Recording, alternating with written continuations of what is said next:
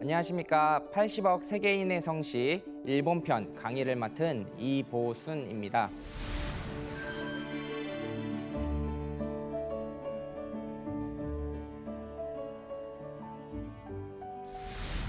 한국과 중국, 일본이 다 함께 한자 문화권인데요. 그 한자 문화권이라고 해서 다 똑같은 문화를 가진 건 아닙니다. 특히 우리나라는 이제 성시 문화가 굉장히 많이 발달된 나라인데요.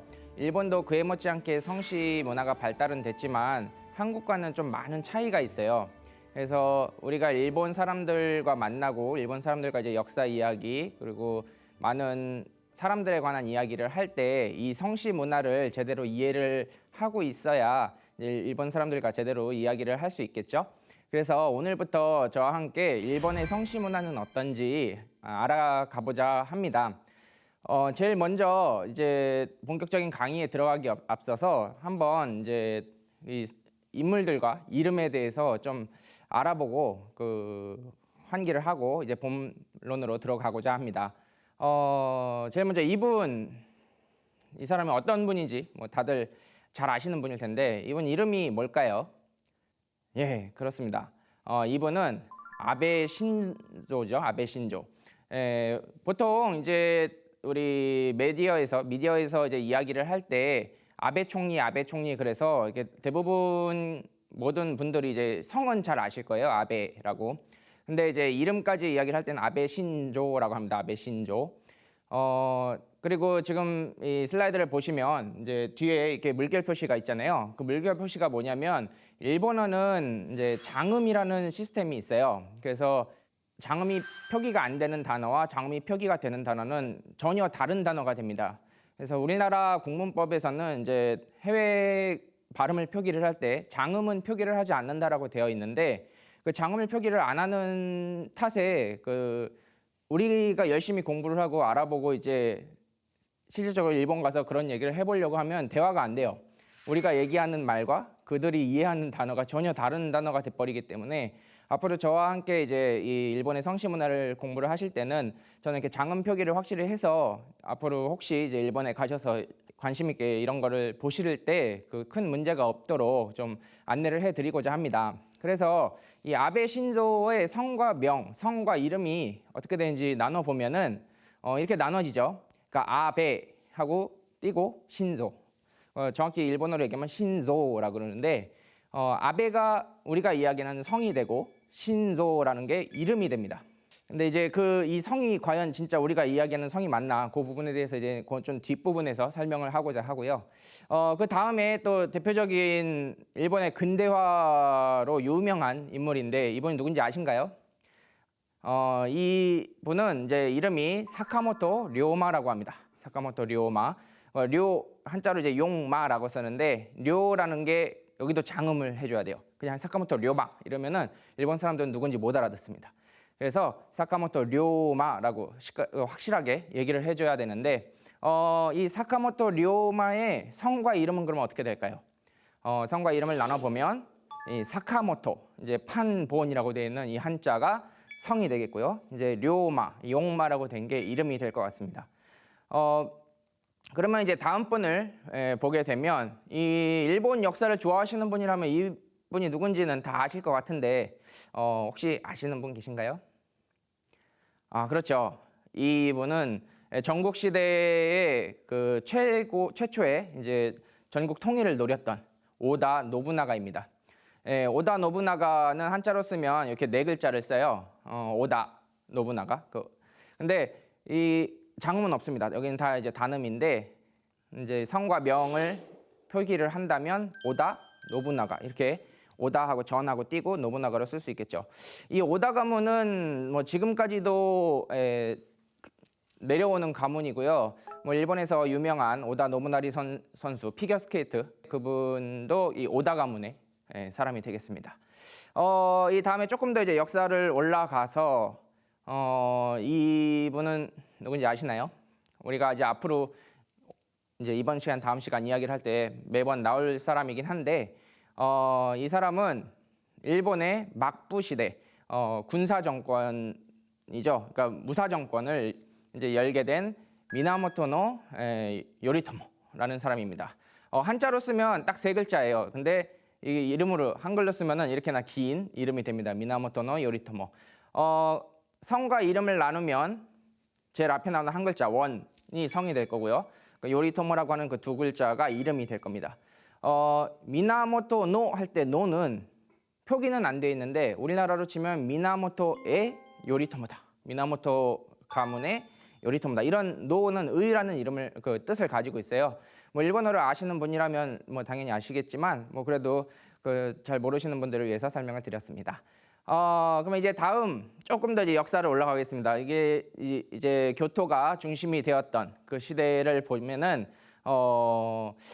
사진으로만 봐서 이분이 누군지 아시는 분은 굉장히 적을 것 같아요. 왜냐하면 사진은 그렇게 유명하지가 않거든요. 근데 이분이 만든 건물, 이분과 관련이 있는 건물은 아마 교토 관광을 하신 분이라면 누구나 가셨을 겁니다. 이분이 누구냐면요. 사카노 우에노 타무라마로라는 사람이에요. 사카노 우에노 타무라마로라는 사람인데 일본의 2대 정의 대장군이에요. 그 1대 정의 대장군으로 잘못 오해하고 계시는 분이 많이 계시는데 뭐 1대도 2대도 우리 한민족 한반도에서 넘어간 우리 조상님들입니다. 뭐 그래서 뭐 정의 대장군이다, 뭐 최초의 정의 대장군이다. 처음에는 이제 그렇게 오해도 많이 받았었는데 실질적으로는 2대 정의 대장군이고요. 이분이 지은 건물이 교토의 청수사입니다. 키요미즈데라라고 불리는 청수사. 교토 2대 관광지 중 하나죠. 하나는 금각사고. 그래서 그 2대 관광지 중에 하나인 청수사를 지은 사람이 이 사카노 우에노 타무라마로라는 사람입니다. 성과 명을 나누면 사카노 우에라는 건 이제 성이 되겠고요. 뒤에 타무라마로라는 한자 네 글자가 이제 이름이 될 것 같습니다. 여기도 노라고 있는데 이제 이거는 의라는 뜻을 가지고 있고요. 이렇게 지금 이제 사람을 그 역사적인 인물을 보고 성과 명을 나눠봤는데 이게 우리가 아는 성과 이름이냐? 그 부분에 대해서는 솔직히 말씀드리면 좀 차이가 있습니다. 그래서 오늘 우리가 함께 알아볼 이 내용을 다 듣고 나시면 이 부분이 차이가 있구나라는 건 충분히 이해를 하실 것 같아요. 그래서 이제부터 본론으로 들어가 보고자 합니다. 제일 처음에 일본에 대해서 좀 아시는 분들은 일본의 성이 그렇게 많다며 라는 얘기를 많이 하시죠. 일본의 성은 막 30만 개, 10만 개다, 30만 개다 막 이렇게 알고 계시는 분이 많은데 이 이야기는요 실질적으로 반은 맞고 반은 틀린 이야기예요. 왜냐하면 이 이야기가 나온 그 근본에는 니와 모토지라는 사람이 만든 일본 묘지 대사전 그 안에 묘지가 30만 개가 등록이 되었습니다. 그래서 일본의 성씨는 30만 개다라는 이야기가 생겼어요. 근데 아까 말씀드렸듯이 일본의 성씨라는 개념이 우리나라 성씨와 조금 다르기 때문에 단순히 그 성씨다라고 얘기를 해버리면 오해를 하기가 쉽습니다. 우리나라의 성씨는 뭐 많아야 5,000개에서 막 7,000개 뭐 이렇게 이야기를 해요. 근데 일본은 인구수가 2.5배밖에 차이가 안 나는데 30만 개나 성씨가 있다? 이 부분을 들었을 때 좀 의아함을 가지지 않을 수가 없습니다. 그래서 이 부분이 왜 이렇게 됐는지 그 성씨 개념을 명확하게 이해를 하기 위해서 지금부터 제가 설명을 드리고자 합니다. 이 두 사람의 이름을 지금 보여드릴 거예요. 이 두 사람의 이름을 보여드릴 건데 굉장히 유명한 사람입니다. 이걸 보시면 누군지 확 아시겠어요? 누굴까요? 사진으로 먼저 조금 힌트를 드릴 건데요. 사진을 보시면 바로 아실 겁니다. 누군지 확실히 아시겠죠? 네. 우리가 모를 수가 없는 두 사람, 도쿠가와 이에야스와 도요토미 히데요시입니다. 우리가 보통 도쿠가와 이에야스와 도요토미 히데요시라고 이름을 알고 있는데 정식 이름은 그게 아니에요. 그래서 제가 지금 보여드리는 이 긴 이름 있죠?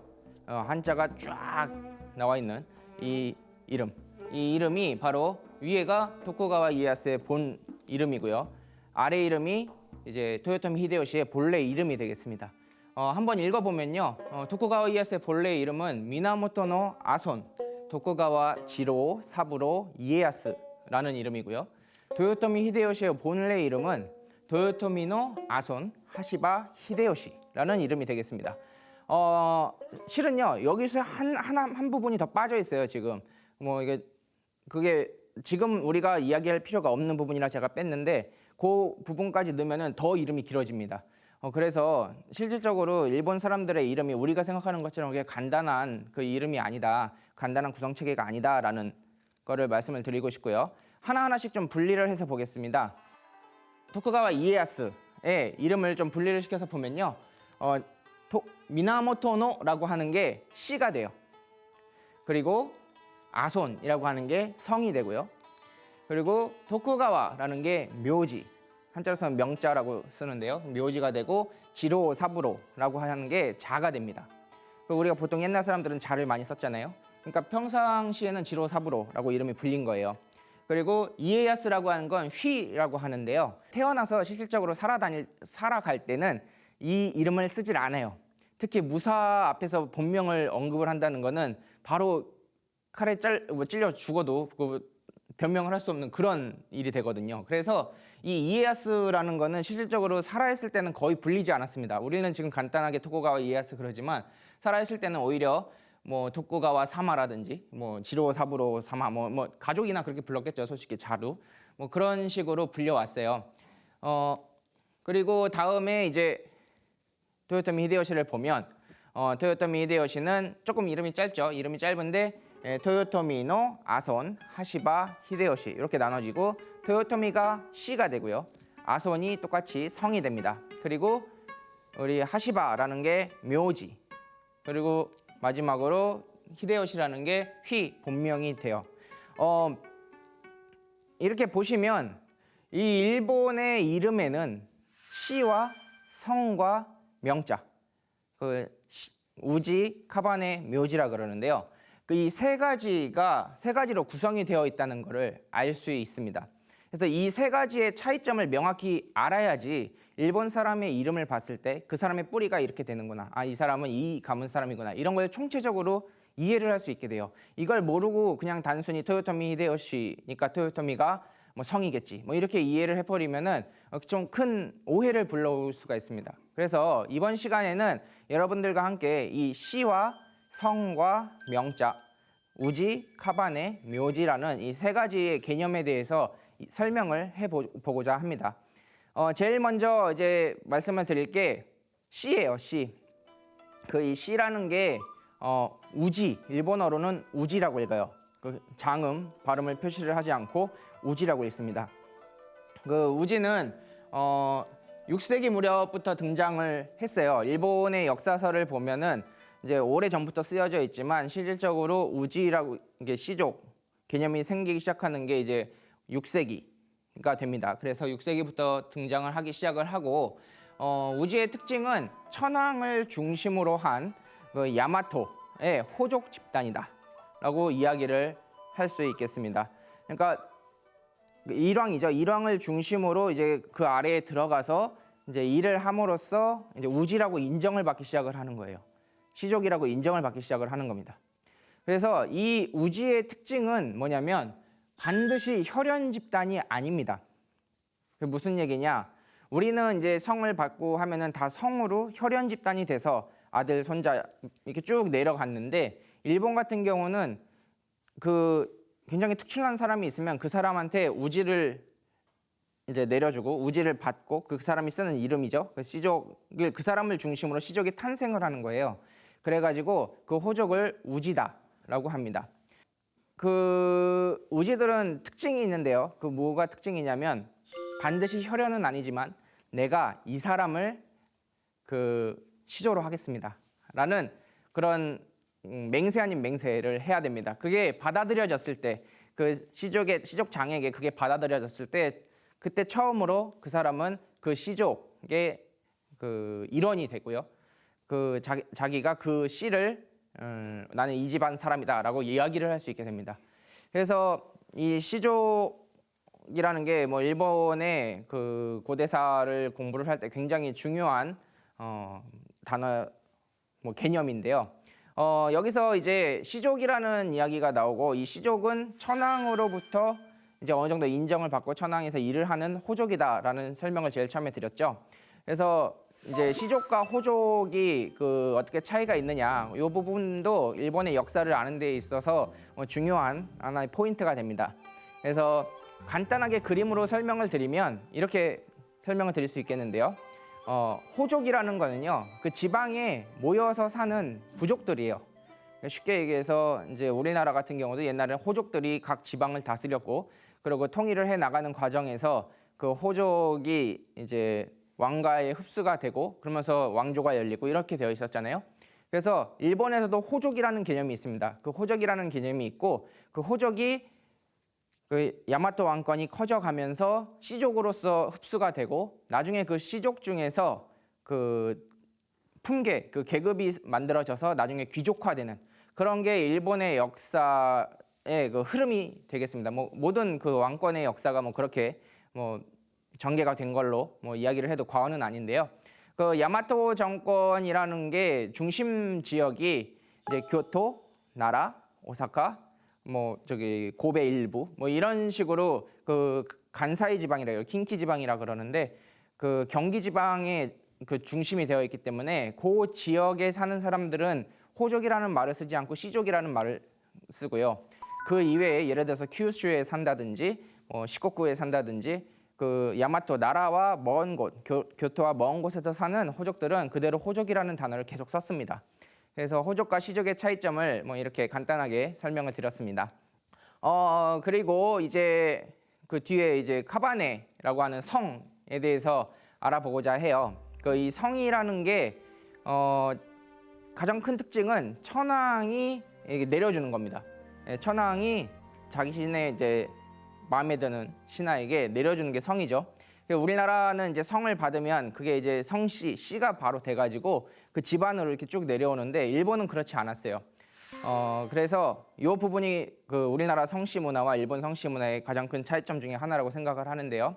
그 일본 성씨 문화의 큰 특징은 바꾸려면 무조건 이제 천황의 허락을 받아야 합니다. 천황에게 저는 이것으로 성을 바꾸고 싶습니다. 이렇게 해주십시오 했을 때 천황이 일왕이 이제 허락을 했을 때만 내려올 수 있고요.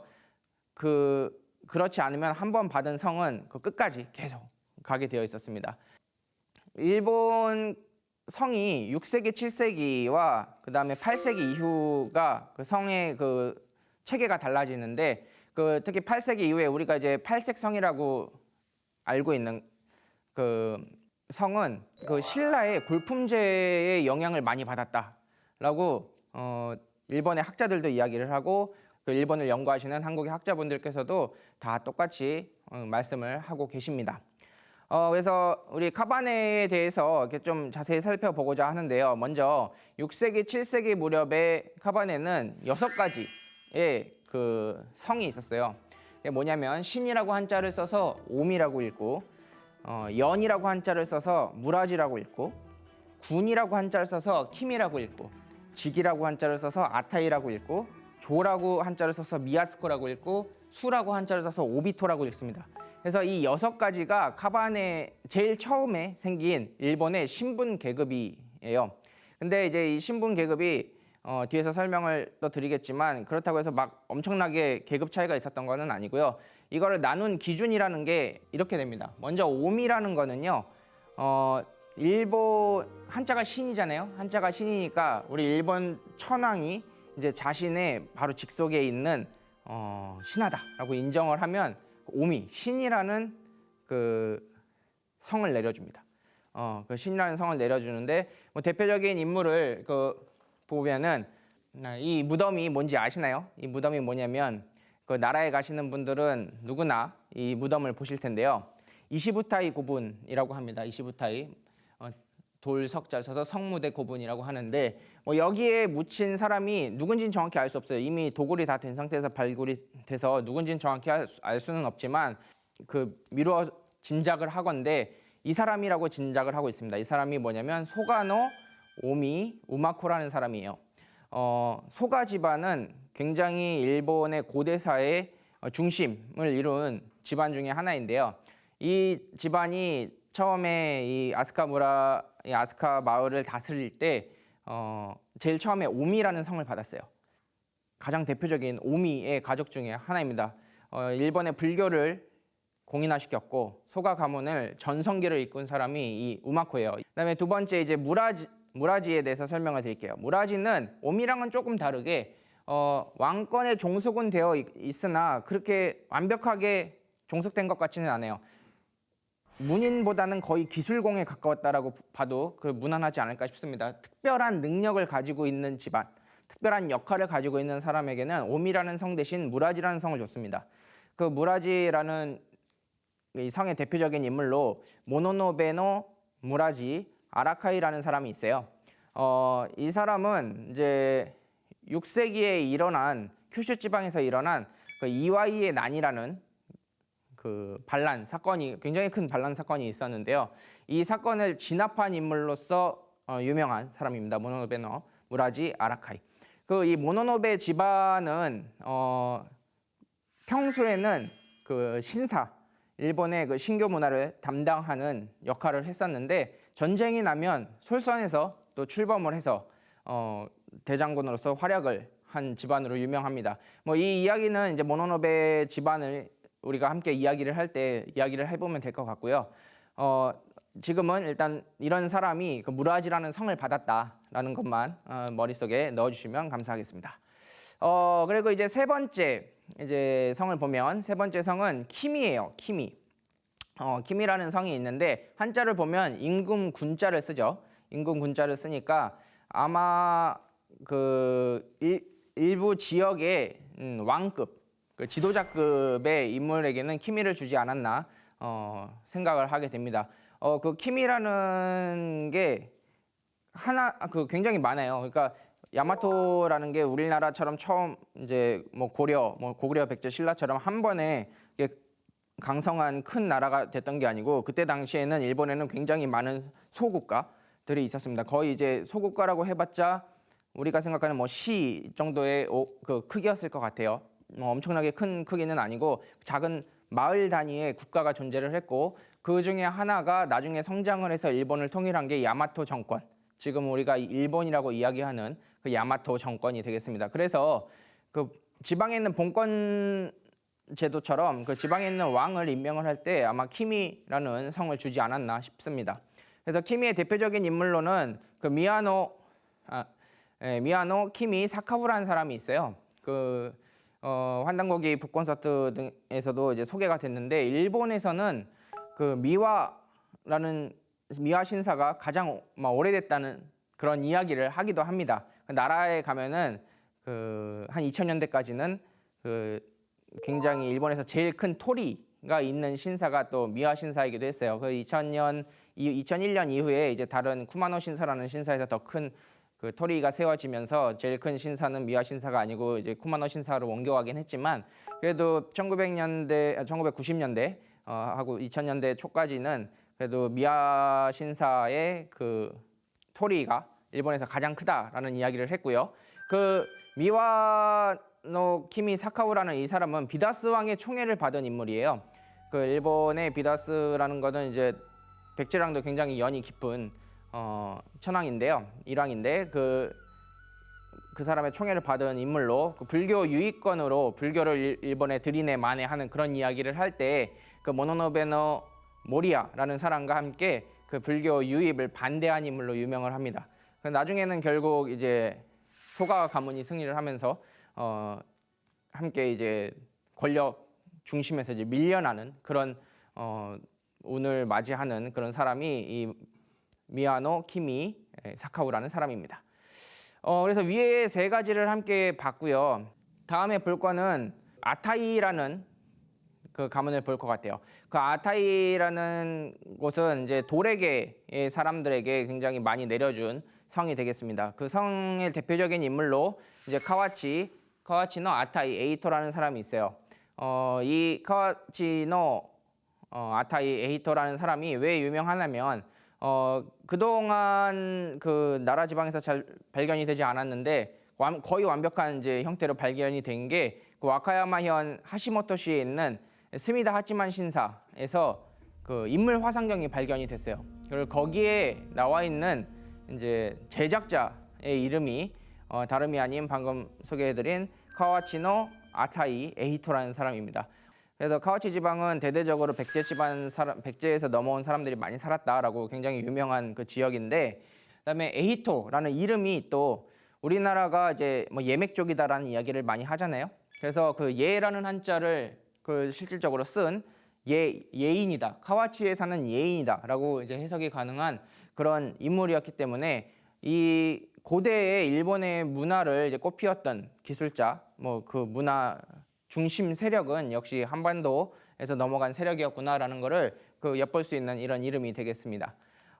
그 다음에는 미야스코와 오비토라는 그 호족들이 있었어요. 근데 그 전에 이제 설명을 드리면, 우리 카바네가 제일 처음에 만들어졌을 때에는 이제 상하 관계가 없었습니다. 상하 관계는 없고, 대신에 이제 집정관 역할을 하는 중심 호족이 존재를 했어요.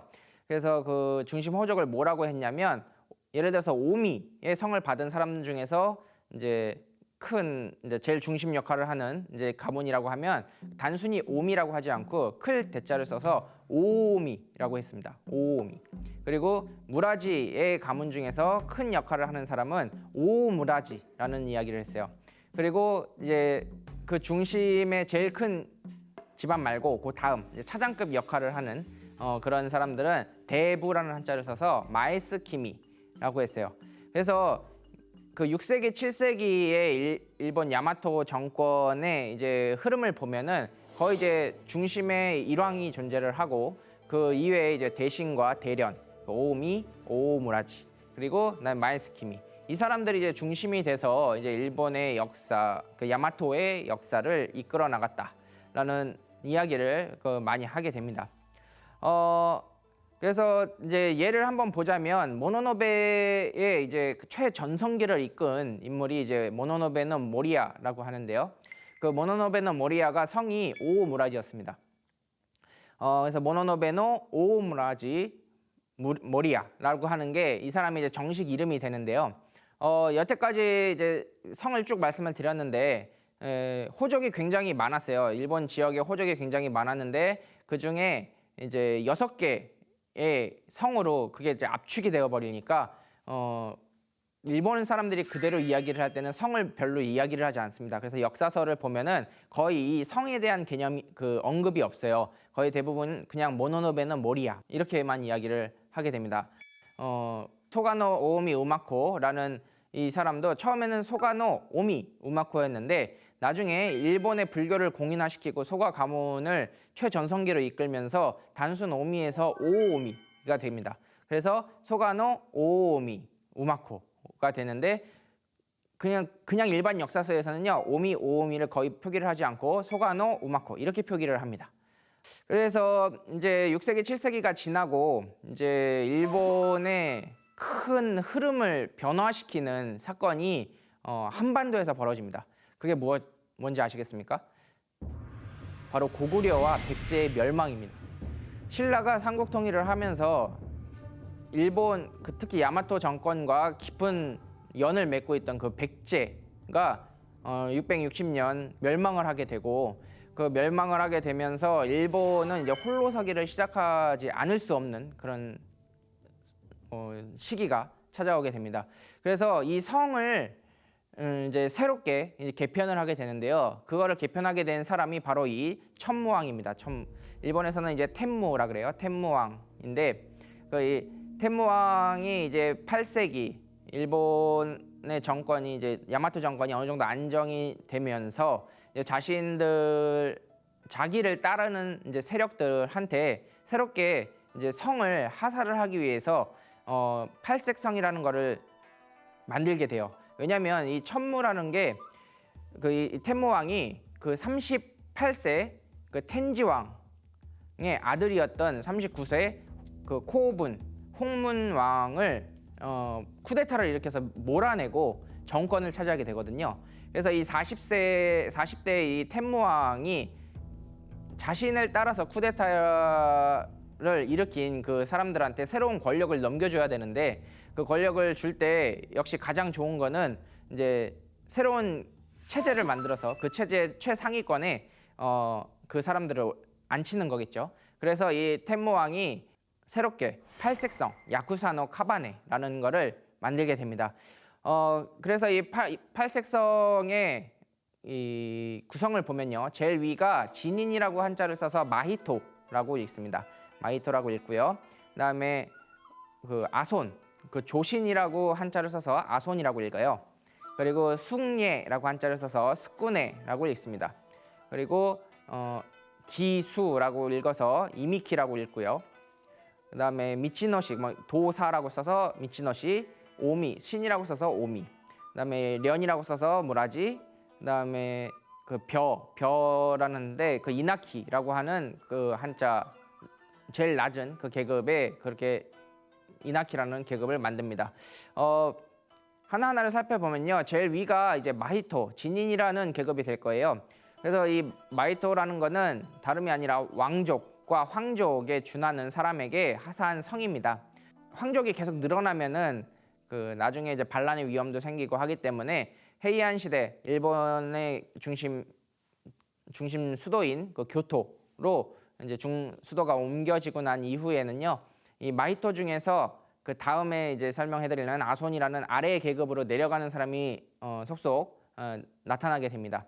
그리고 이 마히토라는 거는 진인이라고 한자를 썼는데, 이 진인이라는 거는 일본의 연구자들은 도교에서 따왔다 이렇게 이야기를 많이 하는데, 신라가 우리 신교 문화를 계승을 해서 화랑 문화도 가지고 있었고, 또 이 야쿠사노 카바네라는 이 시스템 자체가 이제 신라의 영향을 많이 받았기 때문에 이것은 도교라기보다는 그 우리의 신교 문화를 그대로 많이 전승해서 그 황족, 천손이라는 그 이미지가 있었기 때문에 그거를 진인, 마히토라는 표현을 쓴 게 아닌가라고 저는 생각을 합니다. 그래서 두 번째 계급을 보면 조신이라고 써서 아손이라고 하는 계급이 되겠는데요. 이 계급은 이전에 오미라고 그러죠. 그 신이라고 쓰고 오미라고 읽었다 그랬죠. 그 오미였던 그 씨족 중에서 텐모왕이 자기에 따랐던 사람한테 그 전수해준 일반 황족이 아닌 사람이 오를 수 있는 가장 높은 계급이 되겠습니다. 그래서 이 아손은 나중에 황족조차도 이제 아손으로 내려가서 이제 정치 세력을 키우고자 한 사람이 나올 정도로 헤이안 시대에는 아손의 권력이 거의 절대적이었다라고 말씀을 드릴 수 있겠습니다. 이 아손 가문의 대표적인 인물은 후지와라노 아손 카마타리라는 사람인데요. 이제 원래는 실적으로 활약을 할 때는 나카토미 중신이라고 써서 가운데 중자에 신하 신자라고 써서 나카토미노 카마타리라고 많이 불렸어요. 근데 그 왕이 성도 하사를 해주는데요. 가끔 이제 몇몇 안 되게 씨족 명을 하사하는 경우가 있었습니다. 그래서 이 후지와라 처음엔 나카토미라고 썼던 그 씨족 명을 이제 사후에 이제 후지와라라는 이름으로 다 이제 바꾸게 되고요. 이 후지와라노 카마타리는 앞으로도 계속 이제 몇 번 언급이 될 텐데 우리 한반도에서 넘어간 우리 조상님이다라고 굉장히 유명한 사람이 되겠습니다. 그래서 이제 아손까지 봤고요. 그 다음에 이제 스쿠네라는 성이 있어요. 스쿠네라는 성도 일본 신화를 보면요, 굉장히 많이 나오는 이름 중에 하나입니다. 주로 이제 무라지 계급 중에서 이제 중심 파워를 많이 가지고 있던 그 계급을 나중에 다 이제 스쿠네를 올려줘요. 그래서 이 스쿠네는 이제 유명한 사람이 한 명 보자면 사이키노 스쿠네 이마 에미시라는 사람이 있습니다. 그 사이키 가문을 왜 제가 일부러 선택을 했냐면요, 이 사이키 가문은요, 일본의 불교에서 가장 유명한 쿠후카이 스님, 공예 스님이라고도 하죠. 진원종을 창시하신 쿠후카이 스님이 원래 세속에 있을 때 이 사이키 가문 사람이었어요. 주로 활약을 한 그 지역은 카가와현이라고 하는 시코쿠에 있는 카가와현이라고 하는 것이 사이키 집안의 주요 활약지였고요.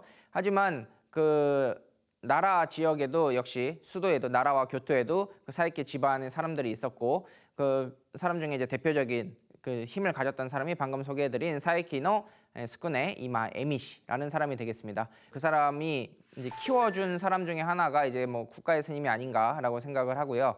마지막으로 이미키 소개를 안 했네요. 이미키라는 거는 이제 원래 미야스코라는 성이 있었죠. 미야스코는 이제 주로 도레계의 시족에게 하사했던 6세기, 7세기에서 하사했던 성이 미야스코인데요. 그 미야스코가 나중에 이미키라는 성으로 바뀌게 됩니다. 그래서 그 팔색성 야쿠사노 카바네노 나카 그 속에서는 이제 도레게라고 칭하는 사람이 대부분 이미키라는 성을 하사받게 됩니다. 그 이외에 미치노시, 오미, 무라지, 이냐키라고 있는데 천무천왕 때 그 테무 왕 때 이걸 하사했던 기록은 없어요. 그 나중에 물론 이제 일본 역사를 보면은 나중에 오미, 무라지는 예전부터 썼던 거고 뭐 미치노시를 이제 칭하는 사람들도 있고 이렇게 해서 기록에 뭐 종종 보이기는 하지만 이 팔색성을 만들고선 테무 왕이 바로 이제 자신의 이제 시족들에게 이거를 하사한 기록은 보이지 않습니다. 그래서 여기까지 이제 우리가 카바네, 일본의 성이라고 하는 카바네를 봤는데요. 이 카바네는 그 여태까지 말씀을 드렸듯이 어떻게 보면은 일본의 그 신분 계급제예요. 그래서 이 사람이 어떤 성을 가지고 있느냐에 따라서 어디까지 이제 출세를 할 수 있는가가 결정이 될 만큼 나중에 이 그 엄격한 그 신분의 역할을 대신했던 게 이 카바네, 성이라고 쓰는 카바네입니다. 그래서 우리가 일본에 가서 성이라는 말을 잘 안 써요. 일본에서는 이제 요즘은 이제 세매, 그래서 성명이라고 두 개를 묶어서 함께 쓸 때만 이 성이라는 말을 쓰고요. 그 외에는 성이라는 말을 잘 쓰지 않습니다. 마지막으로 함께 이제 살펴볼 것은 이제 묘지라는 한자로 쓰면 명자라고 쓰죠. 묘지라고 하는 한자가 되겠습니다. 이 묘지는요, 일반적으로 우리가 일본 사람, 예를 들어서 이제 사토상, 타나카상 뭐 이렇게 이야기를 할 때 기본적으로 요새 쓰는 말들은 다 묘지라고 보시면 될 것 같아요. 이 묘지는 그 처음에는 공식적인 게 아니었어요. 일본의 중세 이후에 그 무사 계급들이 자신의 지배지를 이제 나는 여기 사람이요라고 이제 소개를 하기 위해서 만든 그 단어가 나중에 묘지라고 해서 마치 지금 우리가 쓰는 성처럼 굳어진 게 이제 묘지가 되겠습니다. 그래서 중세 이후 사무라이들이 이제 그때 이제 무사라 그랬어요. 그 부시라 그러는데 무사들이 이제 자신의 지배지를 아이덴티티를 쓰기 시작한 것, 그것이 이제 묘지라고 할 수 있고요. 이게 이제 정식으로 공인되는 게 언제부터냐면 일본의 무사 정권이 시작되는 막부 정권이라 그러죠. 이 정권이 시작되는 12세기 말이에요. 그래서 카마쿠라 막부가 열리게 되는 이 12세기 말에 미나모토노 요리토모라는 사람이 이 묘지를 당신들의 이제 정식 시종명으로 써도 된다, 이렇게 공인을 시켜줘요. 이렇게 공인을 시켜줌으로써 이 묘지가 자신들의 이제 성처럼 이제 쓰이게 되기 시작을 합니다. 지금 이 사진이 이제 카마쿠라에 있는 스루오카 하치만궁이라는 그 신사인데요. 카마쿠라시가 이 신사를 중심으로 이루어져 있습니다. 그래서 굉장히 아름다운 도시로 도쿄에서 이제 주로 이제 하루 코스, 뭐 1박 2일 코스로 관광을 가면은 이 카마쿠라시를 굉장히 많이 갑니다. 일본 사람들도 굉장히 좋아하는 도시 중에 하나고요. 여기에서 이제 방금 소개를 해드린 미나모토노 요리토모가 최초의 이제 막부 정권을 설립을 하게 됩니다. 그 일왕은 아직까지 교토에 있지만 정치의 중심이 카마쿠라가 되면서 그 교토에 살고 있는 귀족들, 이제 시족들이죠. 귀족들이 나중에 막 이제 편지를 쓰잖아요. 이제 서로 이제 연락책을 주고받고 하는데 그때 이제 벌써 12세기가 되면은 그 교토가 중심지가 된 게 이제 8세기, 9세기거든요. 그러면 벌써 한 몇백 년이 지나가지고 그 지역에는 거의 편지를 쓰는 사람들이 거의 비슷한 이름을 갖게 돼요. 그래가지고 자신들의 아이덴티티를 표기하기 위해서 자기 이름을 그 아이덴티티를 표기하기 위해서 닉네임을 만들어 버립니다. 그게 한국의 성씨에 마치 파처럼 비슷하게 묘지를 쓰기 시작해요. 그래가지고 교토에서도 12세기부터 12세기 이후에 전국시대 돌입할 때까지 묘지가 급격하게 늘게 되는데, 그 이유 중에 하나가 방금 말씀드린 그 카마쿠라 막부의 그 편지 쓰고 연락책을 쓰기 위한 하나의 방법으로 자신의 닉네임을 만들었기 때문입니다. 그래서 이제 우리 사무라이 무사들이 이제 세력을 키워가기 시작을 하는데 그 무사들 중에서 광활한 이제 토지를 다스린 사람을 대명 그 묘지를 쓰는 사람 중에서 자기가 큰 영향력을 가지고 있다라고 해서 대명이라고 쓰고 그 사람들을 다이묘라고 불렀어요. 일본의 전국 시대의 역사를 보면 각지에서 이제 다이묘들이 그 자신들의 그 영향력을 행사하면서 마치 왕처럼 하나의 국가처럼 이게 다스리는 것을 보게 되는데요. 뭐 대표적인 다이묘를 몇 명 이렇게 한 개 보자면 제일 처음에 소개시켜드린 일본의 그 전국 시대를 처음으로 통일을 해야겠다라고 생각을 하고 전국을 종횡무진한 오다 노부나가도 다이묘 중에 하나가 되겠습니다. 그리고 그 오다 노부나가조차 이제 두려워했던 사람이 타케다 신겐이에요. 타케다 신겐은 일본 전국 시대를 좋아하시는 분이라면 모를 수가 없는 사람인데 전투의 천재라고 불렸습니다. 일본의 중세 역사에서 빠지지 않는 사람이고요. 이 타케다 신겐의 그 족보를 이렇게 보고 올라가면은 이분도 우리나라와 연관이 되어 있어요. 그래가지고 타케다 신겐의 역사를 나중에 함께 살펴보고자 합니다. 그리고 마지막으로 한 분만 더 소개를 시켜드리면 이제 다테마 사무네라는 사람인데요. 그래서 다테마 사무네가 그 요리에도 일가견이 있어서 나중에 에도 시대 때 일본 화식을 이제 정착화시켰다라고 굉장히 유명한 그 다이묘 중에 하나입니다. 그래서 이 묘지라는 게 나중에 이제 전국 시대를 거쳐서 쭉 내려오게 되는데요. 나중에 역사가 흐르면 다이묘들이 자기가 왕처럼 굴었다고 했잖아요. 그 왕처럼 굴면 이제 뭘 하냐면 이제 성을 주는 거랑 비슷한 행동을 하게 돼요. 그래서 자기 밑에 있는 사람에게 묘지를 또 내려주게 됩니다. 너는 이 묘지를 써라. 그 카마쿠라 시대에는 이제 귀족들이 자신의 이제 휘하 식솔들에게 우리가 이렇게 묘지를 쓰니까 너네들도 이렇게 묘지를 써라 해가지고 또 같이 묘지를 쓰게 하기도 하고요. 그다음에 14세기 이후에 이제 무로마치 시대에는 그 지방 무사가 점점 자기 아래에 있는 휘하에 있는 사람들에게 묘지를 주고 뭐 이렇게 하는 현상이 벌어지게 됩니다. 지금까지 우리 시와 성과 묘지, 명자죠. 우지, 카바네, 묘지에 대해서 함께 살펴봤는데요. 이제 그 일본의 고대 인물들의 이제 이름을 좀 살펴보면서 그 사람들의 시와 성과 그 이름을 좀 나눠보는 그런 마지막으로 그 시간을 갖고 이번 시간을 마치고자 합니다. 제일 처음에 함께 살펴볼 인물은요. 또 나오는 이제 소가의 가문인데요. 소가노 오오미 에미시라는 사람입니다. 이 사람의 이름을 한번 나눠볼까요? 어떻게 나눌 수 있을까요?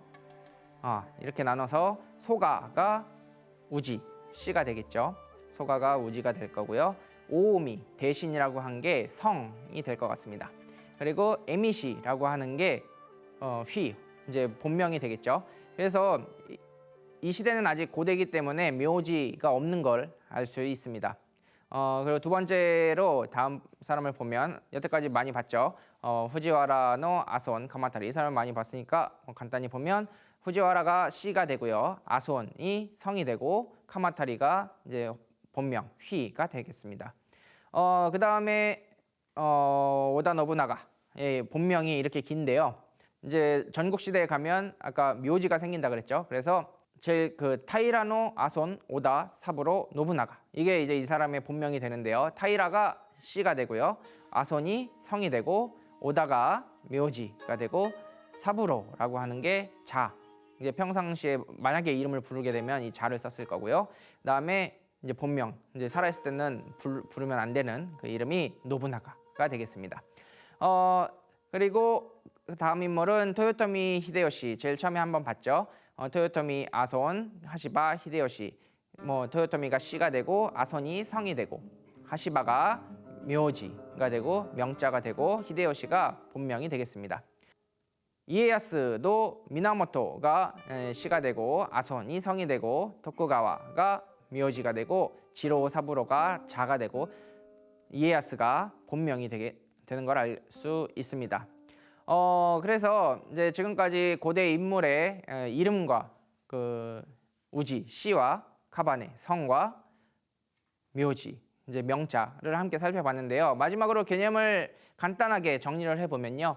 우지, 씨라는 거는 그 사람이 속한 권력의 집단명이에요. 그래서 반드시 혈연 집안이 아니어도 됐고요. 자기가 허락만 받으면 자기는 이 씨족의 일원이다라고 말을 할 수 있게 되었습니다. 그리고 성이라고 하는 건 왕에게 하사받은 신분이었어요. 그러니까 우리가 이야기하는 기미 최박의 그런 성이 아니고 당신은 이 신분이니까 앞으로 이렇게까지 뭐 권력을 가질 수 있다 뭐 이런 걸 어느 정도 보장을 해주는 그런 게 성이었고요. 다음으로 그 명자, 묘지라 그러죠. 그거를 보면요. 지방 무사에 의해서 시작된 자신들의 아이덴티티를 표기하기 위해서 사용한 단어를 묘지, 명자라고 합니다. 그래서 명자 같은 경우는 자신들이 만들거나 할 수도 있었기 때문에 뭐 이런 이야기를 다음 시간에 함께 살펴보고자 합니다.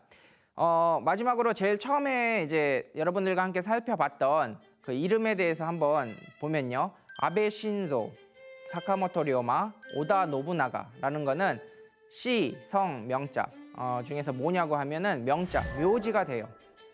묘지가 되고요. 그리고 미나모토노 요리토모, 사카노우에노 타무라마로라는 이 두 사람은 묘지가 아니라 시, 우지가 됩니다. 그래서 똑같은 이름을 성과 명으로 나누어 봤지만 실질적인 그 역할과 그 종류는 전혀 다르다는 것을 알 수가 있어요. 그래서 이런 거를 배경으로 앞으로 우리가 함께 일본의 성씨 문화를 살펴보고자 합니다. 네, 그러면 오늘의 이야기는 여기서 마치도록 하겠습니다. 감사합니다.